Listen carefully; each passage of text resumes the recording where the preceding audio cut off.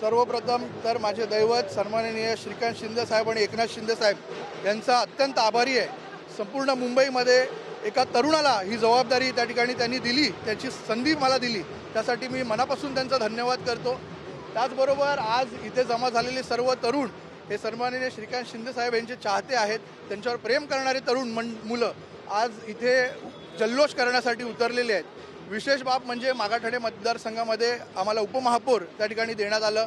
शिवसेना भाजप महायुतीचे गटनेते सुद्धा आमच्या इथलेच आहेत आणि त्याचबरोबर रिपेअर बोर्डचे चेअरमॅन संध्याताई ह्या सगळ्यांना उत्तर मुंबईमध्ये एक ताकद देण्यासाठी सन्माननीय शिंदे साहेबांनी हा प्रयत्न केलेला आहे, त्यासाठी मी त्यांचा आभार व्यक्त करतो। पक्षाने आपल्यावर विश्वास दर्शवला आहे आणि आपण जनतेची अपेक्षा आपल्याकडे जास्त आहे।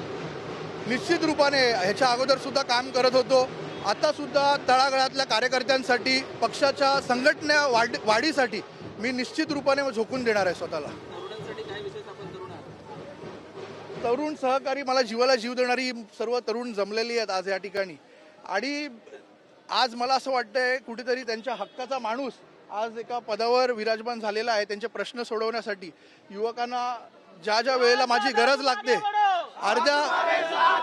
अर्ध्या रात्री सुद्धा ह्या तरुण मुलांसाठी हा राज सुरू उभा असेल हा शब्द देतो।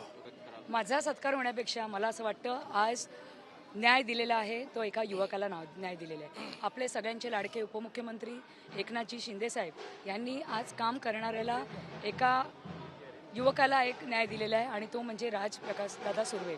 आज त्यांनी युवकांची जी टीम तयार केलेली आणि त्यांच्यासाठी जे काम केलं होतं त्या कामाचं चीज झालं असं मला या ठिकाणी सांगायचं आहे। आपण महिलांसाठी मुंबईकर महिलांसाठी काही विशेष कराल? मला आज एकनाथ शिंदे साहेबांनी सुधार समिती अध्यक्ष म्हणून या ठिकाणी मला नेमलेलं आहे आणि महिलांसाठी मी सक्षमीकरणाचा पूर्णपणे प्रयत्न करीन आणि माझ्या वॉर्डात तरी म्हणजे विभागाचं म्हटलं तर विभागात महिलांची टीम एवढी पॉवरफुल आहे, जवळपास माझ्या इलेक्शनच्या रॅलीला 500 महिला रॅलीला लगभग होत्या।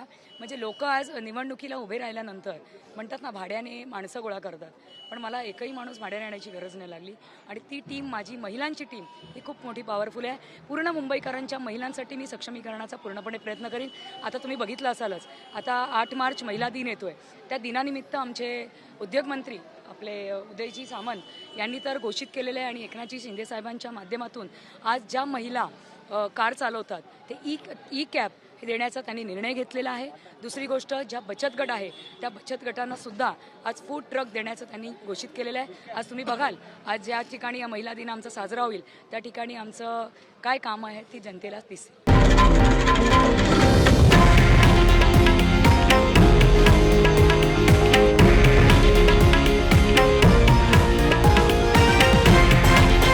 हे आहे देशातील नंबर 1 न्यूज नेटवर्क आणि आपण पाहत आहात TV9 मराठी, एकमेव।